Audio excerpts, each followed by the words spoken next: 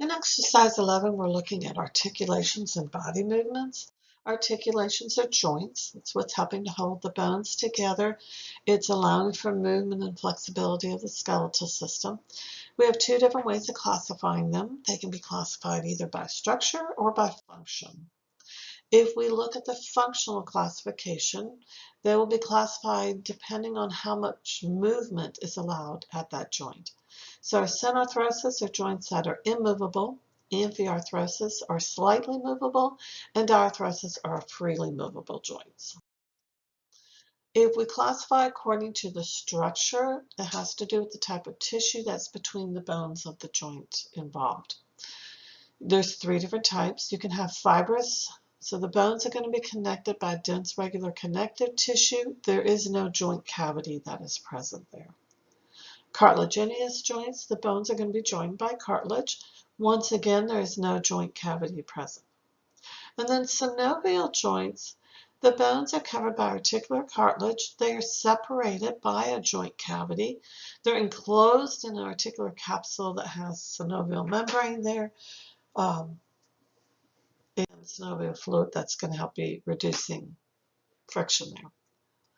If we look a little bit more detail at fibrous joints, there are different types. You have the suture. These are immovable. These are only found in the skull. Syndesmosis are slightly movable. The movement is going to be limited, such as between the tibia and the fibula. And gomphosis are immovable. This is the joint between your permanent teeth and either the mandible or the maxilla. So hopefully those are immovable.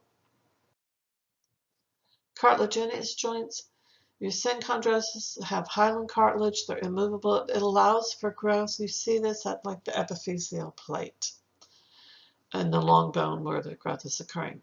And symphysis, fibrocartilage, slightly movable. You'll see this in the intervertebral disc. Kind of acts like a shock absorber.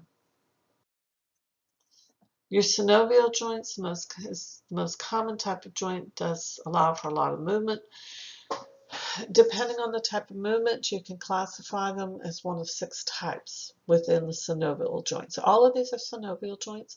You have the plane, the hinge, pivot, condylar, saddle, and ball and socket. If we look at the synovial joints, there are several different components of it. You do have the articular cavity. That's a space that's between the bones, and it's going to be filled with synovial fluid. What is synovial fluid? It's a very viscous type of fluid. It acts as a lubricant, so it's going to help reduce friction. The articular cartilage, this is the hyaline cartilage that is covering the ends of the bones that are involved in that joint. The articular capsule, there's 2 layers that it encloses the cavity. The external layer is going to be fibrous, and the internal layer is the synovial membrane itself. Ligaments, typically you will have ligaments that are outside the capsule, and then you may also have some ligaments that are intracapsular that are within the articular capsule. The articular disc, these are pads. They're known as menisci. They're also going to be helping, kind of acting as shock absorbers. And then you can also have bursae. These are sacs. They're filled with synovial fluid. They are usually located where a tendon is crossing a bone. Remember, ligament is attaching bone to bone. Tendon attaches muscle to bone. So where that tendon is crossing over the bone, typically underneath it, so between the bone and the tendon will be a bursa to help reduce friction. Helps reduce rubbing of the bone.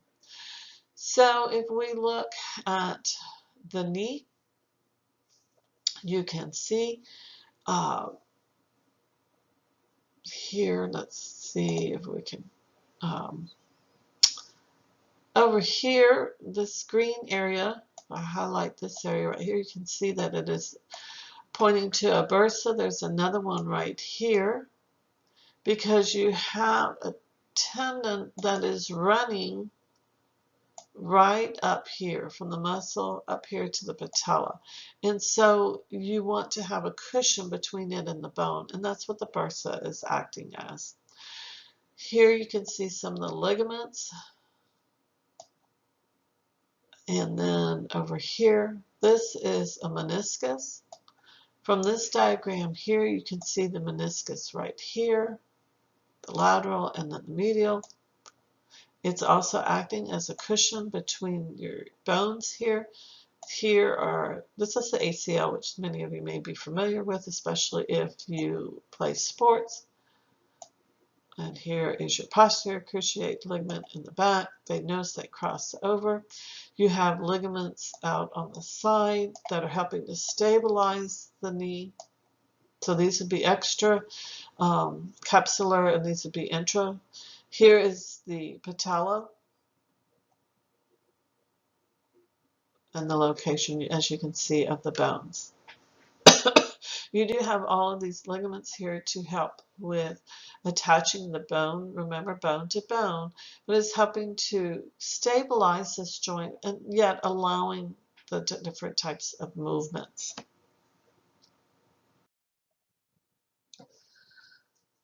So when you look at the specific types of the synovial joints, gliding, it just depends on the type of movement that you get. And this is going through some examples of where you may find these gliding joints, such as the sternoclavicle joints, hinge joints like the elbow or the knee, pivot joints, ellipsoidal joints, saddle joints, and ball and socket. So the joints you have movement. Well, of course, we're going to give names to the different types of movement that you see there. And usually the movements are going to be paired, because if you have movement going in one direction, you can also have it going in the opposite direction. So you'll notice they're always paired up. We're going to go through some of these. Flexion and extension.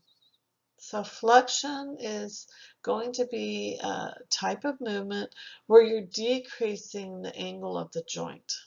It's reducing the distance between the two bones.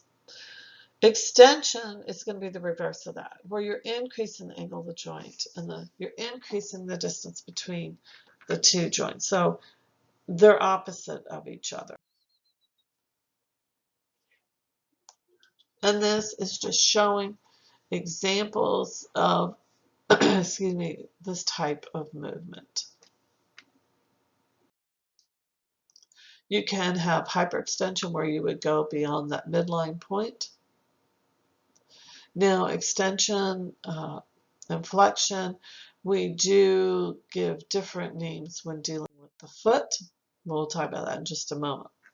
Abduction and adduction is with the limb, so the arms and the legs only, and the movement away from the midline or towards the midline. So with abduction, think you're taking away, you're moving away from that midline. Adduction, you're adding back to it. Rotation is the movement of the bone along the longitudinal axis. It's very common in ball and socket type of joints. In circumduction, it's a combination. You're kind of doing flexion, extension, abduction, and adduction all together at once.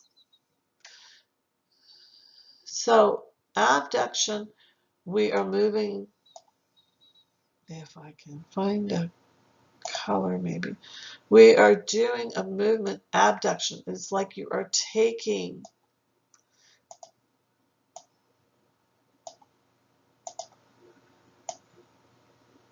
and it doesn't want to show the color, but you're moving away from the body. Adduction, you're adding it back in. And then circumduction, you keep the arm straight and you just move it around like this. Pronation and supination has to do with the palm of the hand and how you are moving it. Supination, you're moving the palm from a posterior position to an anterior position, so you're moving it back into anatomical position. Pronation is the reverse, so you're moving it from the anatomical position to facing in the back. So in the upper picture it is showing supination versus pronation. movement of the foot, and B is showing inversion versus eversion. How are you moving the palm, or the sole of the foot? And then protraction and retraction is with the jaw, the mandible, and the movement of that. Elevation versus depression, once again, it's showing it with the mandible, lifting up, lifting down, and then opposition is with the fingers. So this goes through the descriptions with the foot, and as we mentioned earlier, dorsiflexion is moving the ankle in a dorsal direction, like standing on one's heels. Plantar flexion is standing on the toes or pointing the toes. There are several different types of disorders that can occur with the joints. Dislocation is when the bones, two bones in that joint, they're no longer aligned properly, and so you have to put them back in alignment. They may not be broken, but they're not properly connected the way they should be. What is the difference between a sprain and a strain? Technically, a sprain is when you have damage to a ligament. Remember, ligaments are joining bone to bone. Now this damage can be that it's either pulled or it could be actually torn. A strain is when you have damage to a muscle or the tendon. And remember, a tendon is connecting the muscle to the bone.